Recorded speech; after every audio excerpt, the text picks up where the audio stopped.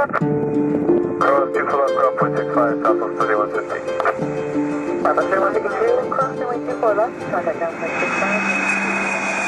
mga OFW, makabagong bayani, kung atin silang ituring, nagtitiyaga, nagtitiis sa malayong lugar para lang mabigyan ng magandang buhay ang kanilang pamilya.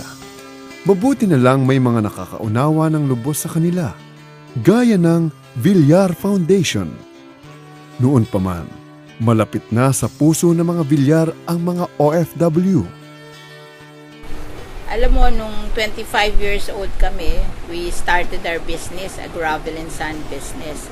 And then, kadi-deliver namin ng grab at buhangin sa mga nagtatayo ng bahay. Naisip ni Manny, magtatayo na rin siya ng bahay kasi mukha namang kaya niya. And the first family who asked us to build a house, ang first customer namin is an OFW family. A family of a seaman.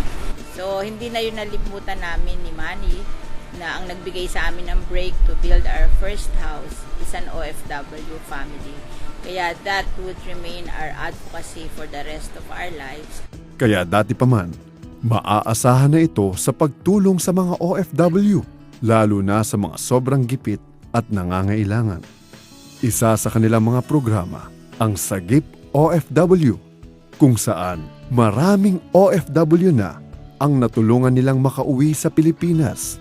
Namigay din ito ng mga pangkabuhayan showcase at nagturo sa mga OFW na kung anong mga pwedeng pagkakitaan sa bansa sa pamamagitan ng Skills Up program. Ang aming mga OFW programs to encourage them to stay, or if ever they will go, they will have a better work, ay yung aming Skills Up program.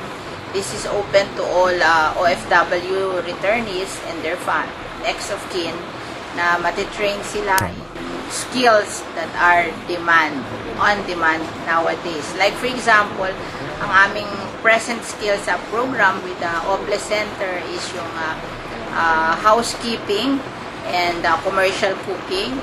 Yan ay 3 months, mag-aaral sila niyan. Ang schools na napili namin is yung Pacific Tech College in Quezon City.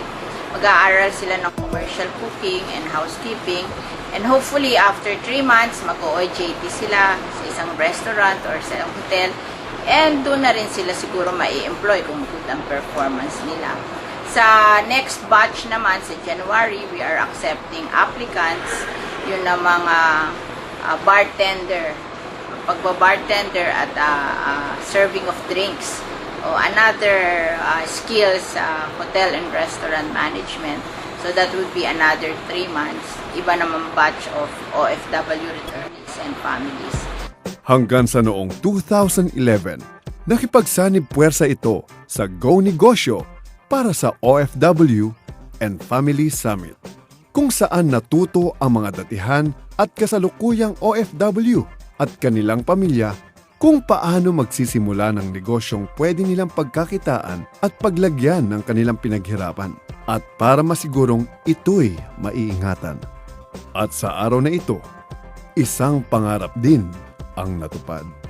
Si Aling Foresa Murada, asawa ng isang OFW sa Saudi Arabia, ay nagwagi ng bahay at lupa mula sa Camellia Homes.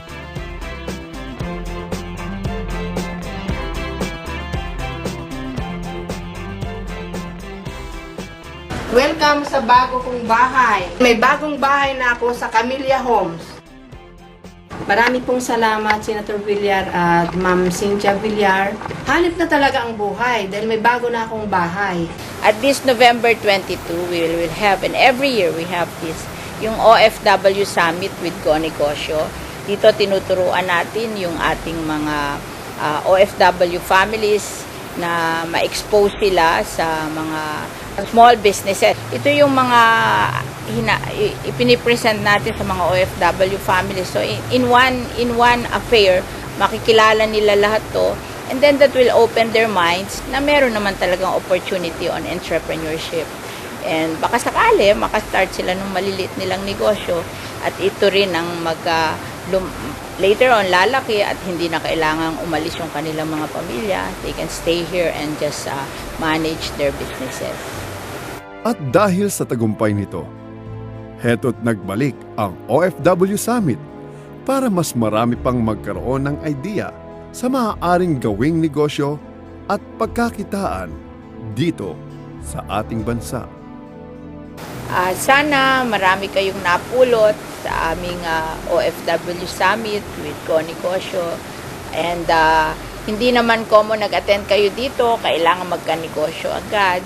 This is just to open your eyes sa mga opportunities na pwede nyong gawin sa inyong buhay at to give you time to reflect and think of what you can do in your lives. At sana sa darating na panahon, magkaroon din kayo ng sarili-sarili nyong maliliit na negosyo, lalaki afterwards, katulad din nung aming experience ni Senator Manny Villar na nagsimula kami sa isang maliit na negosyo at dahil sa sipag at tiyaga ay lumaki din after a long time. Ang wish namin sa inyo ay ganyan din. So, maraming salamat sa pag-attend nyo ng aming OFW Summit with Connie Cosio. We hope that we will be back next year for our third OFW Summit with Connie Cosio.